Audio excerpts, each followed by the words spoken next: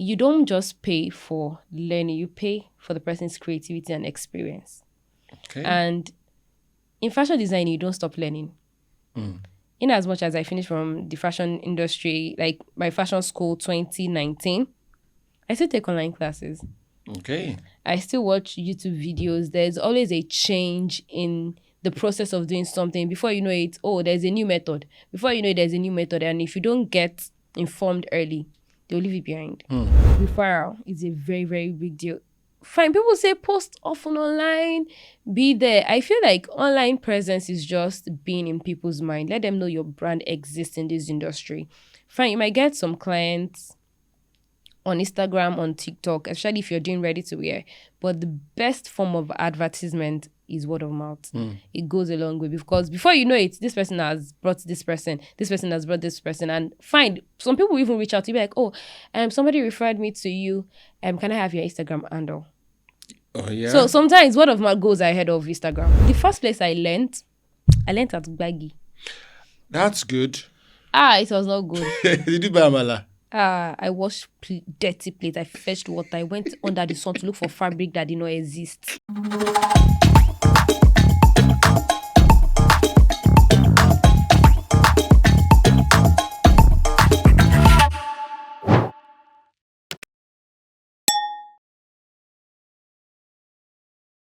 Hi, welcome to D.U.N.U.M with Deda. Welcome to another episode of this amazing podcast. For those that are just watching this for the first time, how come you're just learning about this podcast? Oh my God. I mean, we've done about 9 episodes and this is the 10th episode. I'm so excited. So, welcome to the D.U.N.U.M network, the D.U.N.U.M family. And if you're wondering what the D.U.N.U.M is all about, it is an acronym for Discover, Understand, Nurture, Utilize, and Maximize. So this show is D.U.N.U.M with Deda. My name is Deda Akinyola.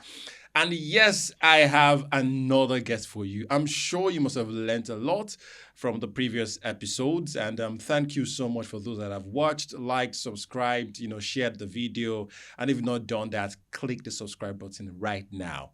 All right, let's dive right into it. I mean, this episode is very important to me because this is the first time I'm going to be interviewing a Gen Z.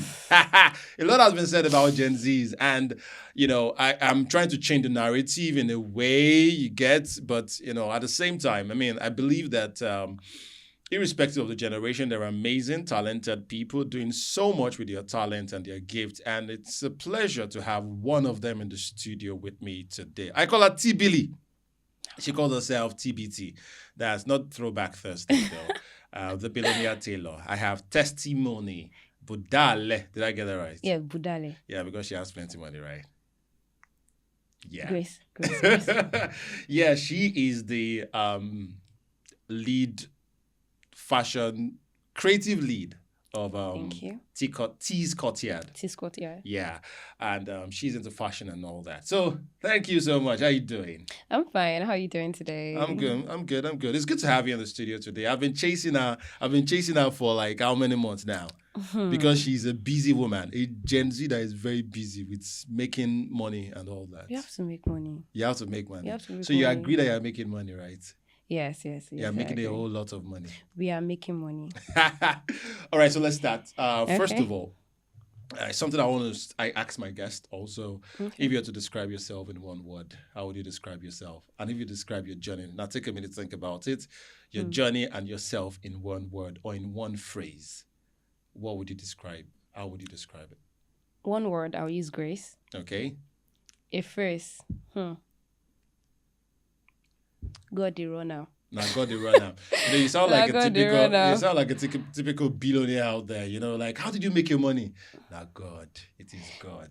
But it's actually God. But once we dive right into, we know it's God, but we're diving right into the other aspects that God has provided. Yeah. All right. So I'm going to start on this note. And my last episode, I discussed with the amazing Kemi Ray, and she made a statement about Gen Zs, and which I also agree with in a way. You're a Gen Z. So she said the problem with this generation this generation is a whole lot of things. Creative, we have the best minds, they're creative, they're talented, they're good with a lot of things, but there is a problem, and she highlighted tenacity. A lot of people in this generation, I'm not just going to even say Gen Zs. Nowadays, people are not tenacious. They start something and give up early. What are your thoughts? Hmm. I think it depends though. It's Okay. quite subjective because there are some people that they are trying to survive. Mm. And once they see something is not working, they are finding another option ASAP because they have to survive. Mhm. That's another thing. And some people give up easily. Okay. Let's not lie, the environment we all had now does not give enough space for you to continue and do something back to back. Especially with the fact that every industry is almost overcrowded now. Mm. Mm. So that might be a problem. And some people, it's just a behavioral thing. Mm. You know, just... They not just get them. No. If you know they didn't they. But there are some people that are actually tenacious. Mm. I've worked with a couple of people. I have circle of friends that are actually doing very good. And they are still doing the same thing Over and over again. over and over again. And they're doing pretty well, actually. Okay. Very, very well. So, I mean, you've been into fashion since forever. Not forever. Okay. I started training 2017, 2018. Okay. So yes, let's say we started the brand 2020, 2021. So we're looking at like 5+ years. Yeah. Is my maths correct? Yeah, almost 5 years, 5 years. Yeah. Okay. So that means that one of the things that has helped you talked about one of the reasons why people are not tenacious is the fact that, when they enter into an industry that is crowded, the fashion industry has always been Yes, crowded. yeah, So how have yeah. you been able to stand out in that sense? I mean, you've been at it since 2017, 2018, thereabouts. I said something when you asked me for a word to describe myself and my journey. I'll say grace. Okay. And at the same time, apart from the God factor, value. Okay. In as much as fashion designing is overcrowded, we'll always have people that would want to definitely wear clothes. That is like part of our basic necessities, wearing clothes, covering ourselves. So you can't say because of that aspect alone, you can't find yourself doing something good in the industry. So you just have to create a value for yourself. And once value is attached to your brand, people will look for you. Okay. People always find you. You always have that friend, family, cousin that will say, my cousin is so. Let me reach out to this person. And once they see your work, referral starts. And once people start referring you to different people, different brands, it grows like that. And you create a space for yourself in that industry. So value and grace. Value and grace. Yes, Okay. yes. Okay. Now let's pick value up. So what value has stood you out? For value, I attach value to skill. Okay. Because the more you know in an industry, the better you become. So it's more like passion, skill, talent equals mastery for me. So if people should come to you for consultation or say, I want to do something like this, if you don't have enough skill, everybody has access to the internet now, that everybody has like a bit of knowledge Everywhere. So if you're not skilled enough in your work, they can quickly tell that this one no sabi. Just like that. And from conversations with people, how you relate with clients, how you tell them, don't do this does not work for you, go for this kind of styling, this works for your body type. From there, brings about value. Because apart from the product, communication also matters. So that's part of mastery too. So all those things all together bring about value for your brand. Okay. So you went into fashion around 2017, 2018. You started learning. Yeah, training. 2017, So 2018. let's go back a bit. Okay.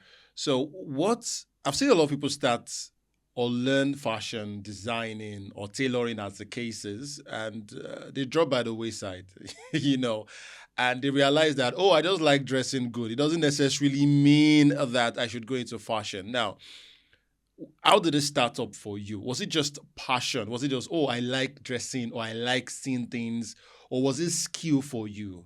As the case is. And the reason why I'm asking this is, so someone is thinking a lot of people like dressing good, but doesn't necessarily mean they should go and learn fashion designing or learn tailoring, So what made you different? I said, look, I'm going to, it's not passion, it's a skill. It's not skill, it's passion. Or is it both, for you? How did it start? Okay, so I'll say that it started as a talent for me. So Okay. I've always had like a good eye for fashion. I always like it when people dress well, color combos. You can combine this with this. It will actually make sense. And from there, I know how to draw.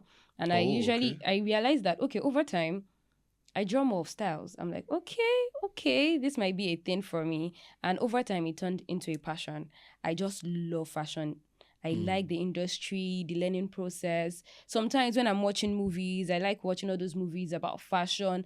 And I think during that period in my house, Philippine movies was like a big deal. We would sit down, watch, and there was this particular movie, I can't remember the title, but it's about the fashion industry, the whole process. It was just intriguing for me. And I'm like, you know what? I will learn this thing. This is where I die. Yes. We die here. Yeah. And I was at home for a year before entering school. So my sister was like, you know what? Why not do this? You like doing this. Why not just learn while you're reading for your next exams? And I'm like, okay, actually, that could work. I'm passionate about this thing. Instead of me just sitting at home, just go for lessons, come back. I was like, okay, let me learn. Let me put this passion. Let me turn it into a skill. And I went for training. And you went for training Yes, and I all. did. So you've been doing this for like a while. I would say a while because in Nigeria, 5 years is like the benchmark.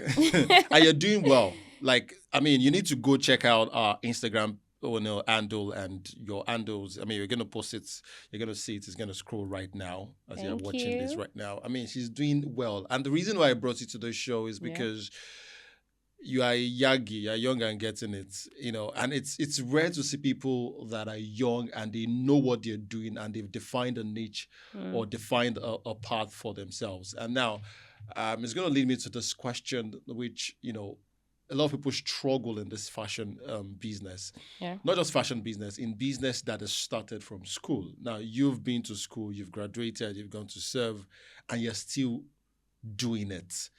Some people just drop it, by the wayside. I'll be like, oh, now real life has happened. So let me just drop this thing. Let us face reality. Let me look for a 9 to 5 or a 9 to 6 or a 8 to 6 and all that. How have you been able to remain consistent? And, where did you serve? I served in Lagos. In Lagos. Oh, that was not even far. I thought it was maybe somewhere in Ebonyi No, or Kaduna and all that. So, Yeah, Lagos. but you've been able to still keep your customers. You've been able to keep the value despite school runs. Then you went to serve, and now that's what you do for a living right now. I think the first thing I would say is anything you dive into now will task your mental health. Okay. And apart from, I think where people go wrong is when survivor overrides passion. Okay. So after you realize that this thing is not working, you give up on it because you're just trying to survive. You want to make money and get it over with. But when you're passionate about something, you love something, you want to see it thrive. You want to see it being successful. So the next thing you do is, irrespective of this thing, I'll keep pushing on. And I think that was it for me. Aside from, it makes money for me, I'm getting money, I'm getting this and that. I love fashion genuinely. And that was like a driving force for me. Even though at a time, I was getting so overwhelmed with work. I was getting really tired of fashion. I had to just take a break. Oh, really? How many months? I think the first actual break, I'll call it break, happened December to January. I stopped working, I think, second week in December, and I resumed ending of January. Okay. Why? What happened? I was about to go mental. Trust me, it was a lot. It was a lot because I think after my service, I moved back to IB. And I was trying to get a place. I had a couple of bridal jobs. And getting a stylist that is good enough that you don't have to retrain can be quite hard. And I just had a lot doing. I serve in church. I have other aspects of my life. So it was just getting so overwhelming that I had to just, you know what? Take a break. Let me take a break. So what happened to the customers? Did they understand? Did you send a memo, a newsletter, No, or something? luckily for me, right? I create schedules at Okay. least like 2 months ahead. And by September, I was already letting my clients know that December, I'll be going on a break. I'll not be available. Oh. I'll be going on a break. I'll not be available because by that September or more, that was when I got my new place and I had to furnish, move. It was just a lot for me. And I started reaching out to them that December, I'm not going to. And I noticed that it was already affecting my production. Okay. I can be a little bit of a perfectionist. So if something is not sitting well, I'm not satisfied. And some clients will reach out to me, are you fine? I noticed. I'm like, hey, Wahala don't I dey need a happen. break indeed. And after the break, You came back better. way better. So what way, did you way do better. during the break? Did you go for like a retreat or I, vacation as a I big did a girl? personal retreat. Oh, A okay. personal retreat. I had to In the just sit back Caribbeans? in my father's house. Oh, okay. All right. I had to sit back and find my purpose again. So Hmm. I had to ask myself why I am doing what I'm doing, if I still want to continue, if I still want to do this. And the passion didn't change actually. I just needed to find myself again and go back to how I started and why I started Hmm. my fashion journey. And it was quite easy, honestly. And what I did during that period was I was feeding myself on fashion content a lot. I was checking different brands, successful brands. I was seeing different things. I'm like, oh, I need to do this. I need to do this. So from the whole process, it was giving me courage that I need to learn more. I need to do more. I need to get to this point. I need people to recognize my brand. I need to create a better space for myself in the industry. I just don't want to be there and say, she's just a fashion designer. I want to be that brand that people reach out to. Oh, if you need this, that's the brand. If you need this, that's the brand. And I got my purpose back and my passion back. And I'm like, yeah, we're good. Something that you said just now is it resonates a lot because sometimes it is like one of my episodes, people have Yeah. passion burnout. Like it's like Yes. I remember the episode with Afuda, Samuel. He said that it's okay to have a passion. It's okay to have a passion burnout. It's okay to say, look, it seems like this thing. Let me just take a break from it right now. And it's so sometimes we forget the why. Yeah. You know, it's okay to start with, oh, I love this thing. And sometimes you have to take a pause and ask yourself, why am I doing this thing in the first place? And I feel like that is even a deeper question than, oh, I love this thing. You know, sometimes you can't really explain why you love something. You just love it. Like, it's unexplainable.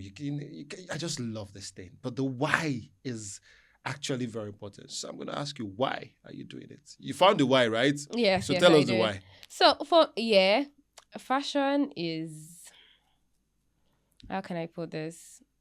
It's always difficult to explain what you do sometimes. Mm-hmm. And while I was doing the old retreat thing, what really stuck to me was the production process. Hmm. So I realized something. In Nigeria here, we have a lot of fashion schools, Okay. but there are some things we really lack here that they have there. I noticed that you know how we have universities and you go to the uni, they teach you the theoretical aspect Mm-hmm. and you learn the practical aspect as well. I think that's where there's a space here in our industry here, and that space was what got me into fashion designing. I realized that we don't actually have proper creative schools Okay. where it's like a university and you have different courses like photography, you can have broadcasting kind of, you can have fashion designing, shoemaking, a lot of aspect like that. Because I realized that most people is until they get to the uni and they are just trying to find something to survive that they enter this space. Mm. Some people, even if they are passionate about it, people be like, share fashion design, look if you jealousy school. So there's always this mindset that it should be a side thing, Okay, not the main not thing. the main thing. I'm like, you know what? Let us change that narrative. This is my main thing, and I'm going to continue in it, and I'm going to change that narrative that fashion designing should be a by the way thing, by the way thing. It is now that people are saying fashion designing as a different thing because of Vicky James, Prudential, Precious Apparel. They are creating that image now, and people are like, okay, maybe, but it doesn't still change some people's mindset that It should be still like a do side this. thing. So why not have like schools or let's say creative schools that you can actually learn, do your English, do your this, and have fashion designing or other creative thing as a course on its own that So you like can a combine the two, yeah? And you come up with good degrees and you can actually say, oh, I finished from this so creative school with this certificate and it has the same value as having a BA or so like, BSc. like say like a school that you graduate and you get like a BA fashion designing. Yes. Okay. So that's my why. I want to change the narrative about entrepreneur. I want to change the narrative about creative jobs because we have a lot of creative people in Nigeria. Jesus, I have met a lot of creative people and they struggle a lot because there is a lot they are combining together that is too separate. And it's choking the Yes, creativity because out of for them. me, while I was in school, the reason why I'm even saying grace is how I did it all through school and how I finished well is just God, because it was a lot. It was mentally draining, physically draining, and there are sometimes that you will cry your eyes out, you will pray, but the next day you still have to do the same cycle again and just keep moving on. So if there's a way we can bring that thing together to make it easier for people, I feel like we'll realize that we have a lot more creative minds than what we are even saying now. Wow. You know, there was something I found out, was it last year, that I realized that there is a big school for magicians in South Africa. Like people go to learn magic, See. like proper school. See And what I'm we're talking like, about. Nigeria, we've never even started with. And it's quite fun. You see this thing you mentioned. There was this talent thing I saw in UI, and a guy came to do all these tricks, and people were just like, "Kill on shake, kill on shake." I'm like, It was from a magician I learned that thing. He said his dream is to go to the magician school in South Africa. And imagine. I'm like, really? And from little comments from people, it just kills dreams. And you're like, probably I should not just let me just focus on engineering or focus on the. And at the end of the day, and it's quite funny that most people that I know that they are doing something creative, you should ask them what they did in school. It doesn't even tally at all with what they are doing now. I mean, I think everybody, almost everyone. I was lucky enough to do communication and language arts because, thank you very much. Yeah, we know. It applies to any industry, and it was just good for me. But I think that's the narrative they tell everybody. Even people that are studying, with all due respect, courses like, I'm not going to mention it. They'll be like, you can work anywhere. You're like, even people that are studying goods management. No. CLA is quite different. Like, you can study anywhere. There are goods everywhere. I don't think there's any industry that will survive without advertising, without PR, without communication. Communication is like the backbone of any business. Bragging rights. Thank you very much. I finished from the first and the best. Yeah, well, I can agree to that. University of Ibadan, yes. Yeah. First and the best. All of that scoops. By the way. Sukuni. But I mean, what you're saying is actually true, because sometimes I think about myself and I'm like, okay, if I had done something related to what I was doing, because I remember then I studied engineering, and that was because I was good at maths and physics. I was good at it, didn't mean I liked it or I loved it. I was also good at other things. I was good at talking. I was good at communicating. Maybe I should have studied communication and language arts. Yes. It's just that money, everything just misroad somehow. And to be honest with you, I struggled all through my stay in university. Even though I passed with colors. Not necessarily flying. But I graduated with honors. Yeah. You understand? Anyway, I graduated with 2-2. I mean, it's okay. I mean, it's okay. Agbadro ni. But it was a struggle. I remember then a friend of mine came to meet me and he was like, guy, just drop out and drop out, scare. And go home and tell my father and my mother. You talk beating. And it's not even about beating. It's about thinking about the sacrifices they made for me to get into school. It is unfair and ungrateful. Yeah. I will sound like an ingrate if I say, I want to, no. So I just let me just finish this one and let everybody be happy. And I genuinely feel that if everyone had studied. And I think it started from secondary school, though. Yeah. So while we were in secondary school, we had a guidance. I went to one of the best secondary schools in Ibadan, the International School of Ibadan. Okay. Yeah. And we had a guidance and counselor. Yeah. We had 2. And we had a department for it. So from GS3, even wanted to go into as a senior secondary school, it was compulsory. You had to meet the guidance and counselor, and they would analyze, you as a person, your gift, your talent, they would advise you. I can't remember what they advised my parents though that I went to I don't know. Now, it's another ball game or another question to say whether they were effective. But you go to an average secondary school, they don't even have a guidance and counselor. Yes. Someone that would be able to analyze your child and say, this is... And I think that it starts from that foundation. So by the time we have more people saying, I want to do this, I want to do that. And again... And guidance is very important because some people just want to go into the creative because of what they see on social media. Yeah, yeah. And what's, the Wizkids, the Vicky James, and he was like, this is what I want to do. You're not good at it. My dear, there's You a know? lot involved. A lot You're not involved. good at it. So there's no, but the guidance and counselor person would guide you, or a talent development expert would guide you properly into those things. And I really, really feel that you have that passion and that vision to do it. So how do you intend to start it? Okay, for that, Or you've started? On the way. So Okay. I noticed, how God supports your purpose, or how your purpose aligns, personal purpose aligns with God's purpose, is it creates opportunities for you. And I noticed that since while I was in uni, when people started realizing that I just noticed that I have this grace of having people around saying, oh, I want to learn. Oh, I like what you're doing. How did you go about it? I'm like, okay. That means there's this grace of equipping people, basically. So I'm about to start a project here. It's like a charity thing of reaching out to people, probably secondary school, people that are still at home, that they've not gotten admission yet, and give them like the background, foundational knowledge of fashion designing. And you might be passionate about something, but by the time you see how the industry is like, you might realize that your passion is just passion. Yeah. And that's where it's just going to end. And you just realize that, okay, this thing is not just for me. It's not for me at all. I just like it. I like the idea of it, but I'm not ready to go through the process, because the process can be a lot. It can be a lot. I mean, which one isn't? Actually, I think everything. Every business has its own ups and downs, honestly. And that thing you mentioned about secondary school is also another point for me, because I'm picking that one today. Maybe reach out to secondary schools. Guidance and counseling is actually very good. I think during my own set, or the set before mine in secondary school, was when they started this creative and craft practice. Okay. They started introducing some subjects now. So why not introduce more?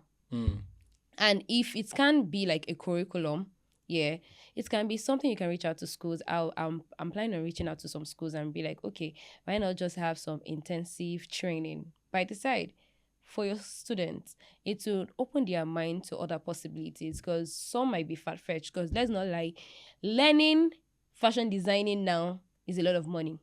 It's capital intensive. How did that happen? And I don't blame them, because even me myself, I paid a little bit of money while I was learning. Don't worry. If they have questions, they can reach out to me. Okay. But it involves a lot of money, because you don't just pay for learning, you pay for the person's creativity and experience. Okay. And in fashion design, you don't stop learning.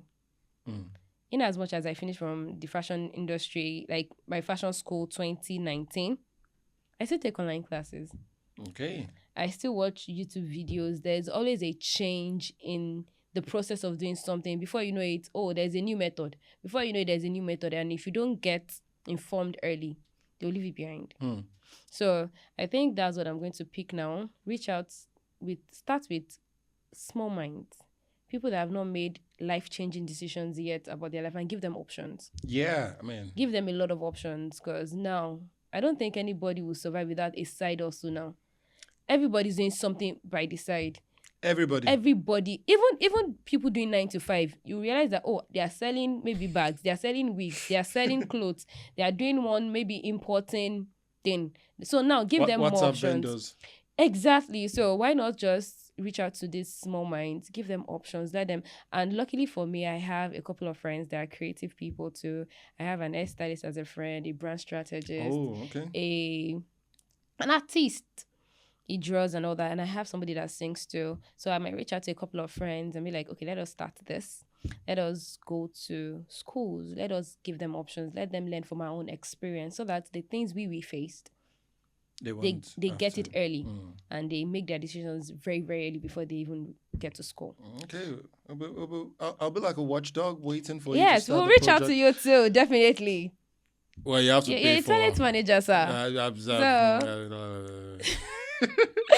Okay. All right. Now, let's talk about the business side of fashion. Okay. I mean, you have most of your clients in Lagos. Now, yes. First of all, you're going to answer, how did you get most of your clients in Lagos? Number one, Let's say one number Okay. 1A. Number 1B. How have you managed to keep them all through this while and they are not in the same space as you? And why did you decide to stay in Badon where you have most of your clients in Lagos? 3 questions in one. Okay, the first question is how I got clients in Yes. Lagos. I will not say most of my clients are in Lagos anymore, Seth. Oh, okay, they were. Uh, In the abroad? here and there. Oh, really? Here and there. No, give us the statistics we here. have international clients. We have Whoa. yes. And for how I retain them or how I got them, I would say referral. Okay. The best way to get clients is through word of mouth. Hmm. When people see your work online, photography has gone so crazy that I can edit the picture to look perfect on my client. But when somebody tells you that, you have to try that brand, or she did my clothes well, blah, blah, blah. Personal testimonies from clients goes a long way. And before you know it, there's this particular client of mine, I will never forget. Her name is Deborah. And I think I was in 200 level. She was referred to me by a friend. And when she came, she was like, hi. And she was in Lagos. Okay. I think she was the one that opened that door for me in Lagos. And she was like, oh, I really like your work and all that. And she went to Lagos. And God bless that girl for me. When she got to our workplace, people ask her, oh, who made your clothes? And they say, it's my sister. She's very good. She did this, she did this. The clothes is form-fitting, blah, blah, blah. Before I knew it, she brought some clients from our workplace. The same clients she brought from our workplace referred me to other people. So that way, it was how the doors opened for me in Lagos. And I had like a couple of clients in Lagos. I don't think I can count the number of clients I've gotten from Lagos at this point, but referral is a very, very big deal. Fine, people say post often online, be there. I feel like online presence is just being in people's mind. Let them know your brand exists in this industry. Fine, you might get some clients on Instagram, on TikTok, especially if you're doing ready to wear. But the best form of advertisement is word of mouth. It goes a long way because before you know it, this person has brought this person has brought this person. And fine, some people even reach out to you like, oh, somebody referred me to you. Can I have your Instagram handle? Oh, yeah. So sometimes word of mouth goes ahead of Instagram. Wow. Now that's an interesting observation because you mentioned something that you didn't, it wasn't a real thing to me until you mentioned it about how people, on Instagram, you can edit anything. Yes. The word of mouth is very, very important. Yes, it is very, very important. So why didn't you move to Lagos? Since you have aren't you meant to move to a place where you have most of your clients? You don't have to if it doesn't work for you. I was in Lagos for my service here, and Lagos is not for the weak. It's not for the weak. Financial implication too. That was one of the reasons why I had to come back to IB because I'm like, I was trying to see, okay, should I stay in Lagos? Should I come back to IB? I started checking for places that you can get clients or the center of where my clients can reach me easily.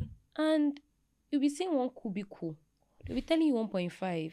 For rent, the total package will be entering like 2 million plus. And I'm like, by the time I calculated my own profits, everything that was involved, and me being in IB just paid me better to be in IB. And luckily for me, most of my clients, they prefer delivery. Oh. Most of them don't even really come. And those that actually want to do fittings, probably for bridal jobs or for some styles that involve fittings, they are willing to come. And some even pay me to come over there. Then I just do my fittings and we move ahead. Now that's interesting. I think this is one of the business tips that a lot of people should learn, especially in the fashion business, though. Yep. You mentioned something about referral. Yes. I believe, or I think that it can't just be because you are good at what you do. Something else must stand you out, aside from, this thing is good.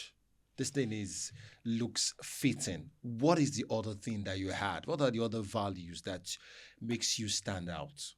I think another thing that, there was something I did one time. I did a feedback. I sent out some questions to my clients, I think early this year, and I do it I think twice in a year.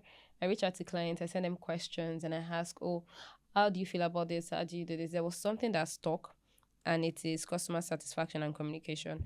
And it has its pros and cons. I can be very, very adamant on my clients being satisfied.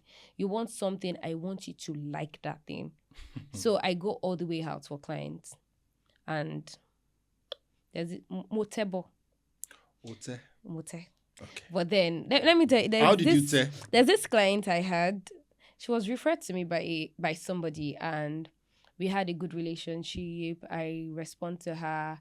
I go all the way out. You want this color, I will help you find that color. You want this particular design, I will help you find this particular design. And sometimes I even do it out of free will. I don't even charge for it sometimes.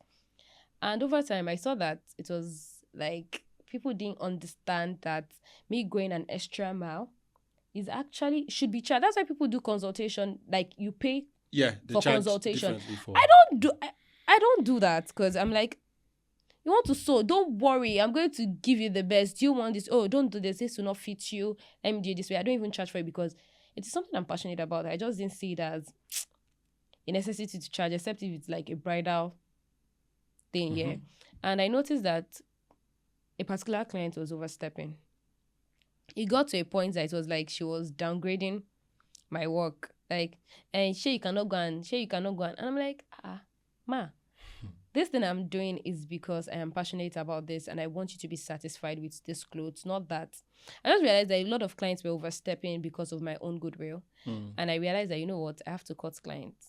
There were a lot of people I cut off last year. Oh. And I was like, I'd rather have my peace of mind than make money and then and while I'm working, I'm crying. Clients made me cry. Jesus. I'm also cool. I cried a lot. It can be a lot. So I just had to like just leave some clients behind. But I think one thing that, apart from my good work, communication, how I communicate with clients, I don't communicate with them like, oh, what do you want? You want this? Okay, this is the price. I ask questions a lot, and they feel better when they know that the person that is making their clothes is concerned about how much they will like the clothes. Because they'll be like, oh, what do you now think? From there, they start asking you questions because they feel like you know more. Not that they'll just be like, I want this thing and it has to be like that. But by the time you communicate with them that, oh, this thing will not actually work because of your skin color, or you'll not be able to come for the fittings, don't let us use this because I would need you to be there for me to pick. Maybe like I'm working with a nude fabric that has to match your skin color. If you're not there physically, it might not be 100% because pictures can be deceiving sometimes, right? And from there, they realize that, okay, this person actually cares. This person is concerned about not just making money, but about how the clothes will look like on me. And I think that's another thing that people have said over time that makes them refer me a lot. Okay, that's good. 2 more questions. Yeah. I have at least 2 more questions. How do you manage creative differences with your client? And so, for example, the client is saying that, oh, this is how I want it, and you're like, this thing will not look good, number one, or this is how I want it, and if you say it that way, it's going to spoil. It's not going to represent your brand well. What do you do in such situations? It will be funny when I say I pray. It's not funny. It's actually... Because, see, there are sometimes I pray that, God, any clients that will stress me, any clients that would make me question myself, or any clients that, Uluwa, Yawa, God, separate me from that kind of person. And luckily for me, most of the clients that reach out to me ask questions. They're always like, oh, do you think this will work? And I'm like, oh, this works. Some people can be adamant. And I let you know that if we do it this way, it's going to result this way. And if you still want to go ahead, we go ahead. But not at the detriment of my brand. Okay, your brand reliability or your brand integrity is comes very, first. very important. So if I'm advising you on a particular thing, don't do this, don't do this, don't do this, and I realize that you're doing it like you want that particular thing, and I let you know that, see, if you do this time might look clumsy, it might be this, it might be that, and you still want it, I saw for you, but I'm not going to post you. Because people will question, why did you add this and this? This is looking clumsy, it does not match the style, blah, blah, blah. I will not post it, but I'll still make my money. You make money, yes, but you will not. I will not post it. So it might look clumsy, but it might still look good. In the sense that they will know that, oh, this person is actually good. The work is neat. It's form fitting. Is this, but it's clumsy. See, when people see works like that, they will question. That they'll ask you, were you the one that chose the style, or it was the fashion designer? And you'll be like, that's what I wanted. They know. They just don't read that it is not the fashion designer's fault, but it is you that wants this particular thing.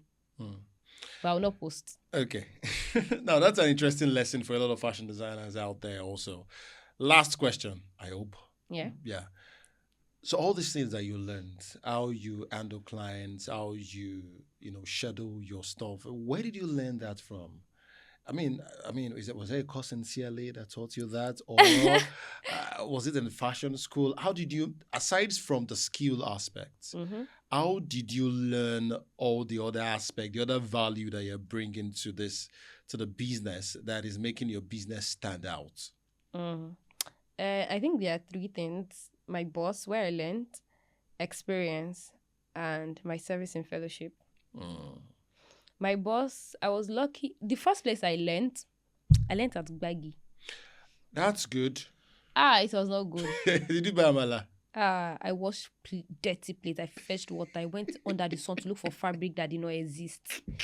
And she will now do it in the time that probably she's cutting. That's when she knows she wants to send you something. I was with her for like a couple of months, and it was crazy. But there was something I still learned from her. I learned how to How to wash iron. plate? Oh, sorry, I thought you were No, saying. I actually learned how to iron very well. So by the Okay. time you're back from the market, she's already done cutting, and the next thing she just give you the clothes that go and iron the interfacing, go and stone the work, and I'm already confused because I don't even know what we are doing.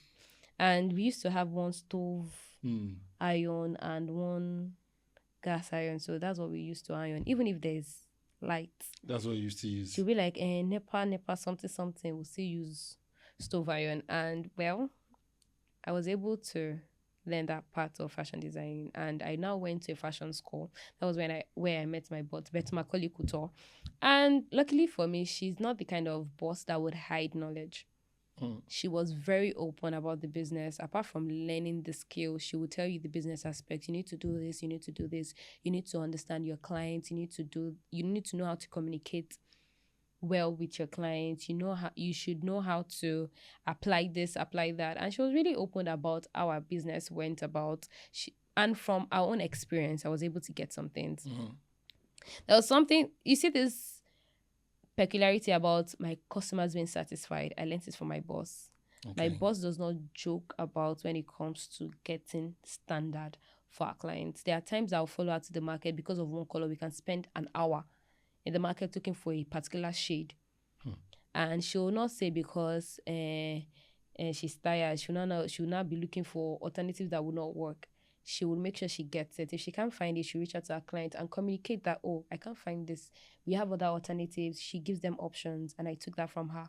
That tenacity of making sure that You my client satisfied is the satisfied. I customer. took that from her.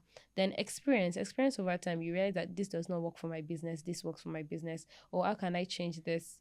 This works better. The scheduling was from experience. Okay. There was a time that I wanted to make a lot of money. I needed money. I was just collecting jobs, and it got to a point that I collected more than I could do, Hmm. and I hate disappointing clients. So my sleep suffered for it, and I was still in school then. So after that period, I just realized that, you know what, every client that wants to sew, I write it down, and I put spacings in between days that, okay, maybe so day I'll go to the market to source for this fabric. Then okay, I can sew this clothes in 2 hours, I can sew this clothes in 4 hours. Okay, that means that the next day I can do this. So from there I was able to schedule. I started scheduling my deadlines, so that way it was more easier for me to know that I can't take more jobs anymore. Okay. I can't do this. So that was where I got that. And fellowship. Okay. Fellowship will teach you balance. It will teach you So when you mean patience. fellowship, please. Oh, in school. Oh, okay. In school, I was a worker in my fellowship. Oh, okay. Yes, and I held some posts in fellowship. Oh, okay. Now I So get it. it taught me how to work with people. People management Yes, skills. it taught me how to be patient with people. And from there, I learned that people come from different backgrounds. People come from different parts of the world. Another brand might talk to you anyhow. Another brand might be like this for you. My brand can be different. And I just understood that everybody comes from different places. Everybody have different mindsets. So I don't generalize. I don't say, oh, because everybody's like this, everybody must be like this. So that helps me apply. I apply that in my work. So I don't just assume you know everything. I don't assume that, oh, this person is like this because person like that. She gets. There was a client that I had. She was Chinese, and she wanted to do Owambe. Okay. And she was like, oh, she saw it on a couple of people and she wants to do it. I had to ask her that, have you ever tried this kind of fabric before? It was along the way I realized that, oh, she didn't just know more about it. She just assumed because she saw it online. Her skin is quite sensitive, so she could not even use lace. Oh. So I didn't just assume because, oh, she has seen it on a couple of people. She already knows that if it works for her, it works for her. So I don't just assume for people. I was able to relate with people and I was able to work under authority too. There's some clients that will test your patience, they will test your knowledge and make you question that is it me that did not know what I'm doing anymore? And fellowship just finds a way of making you calm down.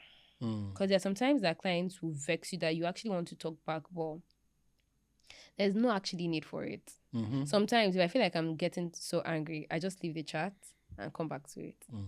I mean, it's very important when you talk about fellowship. You know, one thing that makes fellowship stand out is the fact that you're not paying anybody to do anything. No.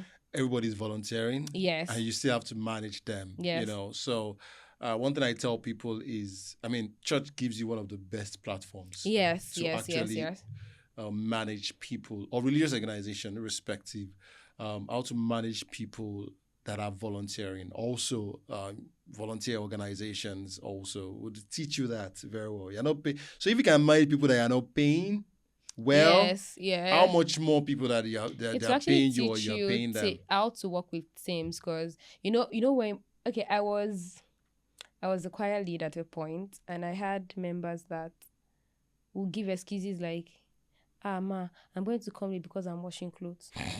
Ma, sorry, I'm just cooking. I'll eat very, very fast and start coming. And from there, you realize that you just know how to deal with people with different kind of behavioral issues. And I think that helps me in my work too, because I work with stylists from different fashion schools, some fashion schools that did not even teach them the proper basic, or people that are just... It helped me work with teams, actually, because I don't think any brand can survive alone. As a one person, you need to work with other people. Is it the printer that will help you print your brand, your packages, like your nylon, your boxes, or is it the person you would source fabric from? Probably you have a customer that you call that, oh, I need a particular kind of fabric and all that. It just helps you deal with people that work with you and work under you. I learned that from fellowship. Okay, I mean, there's a lot to learn though, and I hope you keep on learning. Yes, we keep on Don't learning. stop serving the Lord. We are not stopping. I'm still working in my church. Glory, hallelujah. Glory to God. God serve in church. Serve in church. It pays big time. All right, thank you so much. I mean, we could have this conversation and just continue like that, but we have to, people's data. Yeah. All right, thank you so much. Thank you for having me. So what's the Instagram handle again of your... Courtyard_official. Spell it too.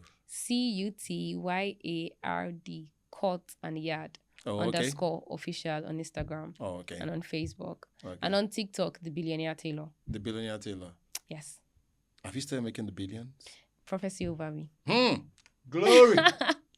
Thank you so much for coming on the program. Thank you for having me. It's been an amazing time. I mean, I'm feeling like I should go into fashion, No. Stick okay, I'll stay in my lane. Thank you very much. And I think I'm going to change my name to the Billionaire Deda. TBD. Deda is good. All right. I mean, you've heard a lot from the Billionaire Tailor and all that she has said, and I'm sure you've learned a lot from this episode. And you know what you're going to do? Like, share. I mean, you never know who might need this to get them to the next stage. Like I will always say, D.U.N.U.M is a process and it's a cycle. Discover, understand, nurture, utilize, maximize. Then you discover something new. Then you go over the process. And that is the beauty of life. You keep on going through the cycle until you get to the point and say, look, I think I have maximized everything. But he said, would you ever get there? As long as you are living, you keep breathing, you keep learning. Thank you for watching this episode. Remember to like, subscribe, and share with your friend. Also, drop your comments and let us hear what you think about it. All right, till next time. My name is Deda Akinola, and this is D.U.N.U.M with Deda.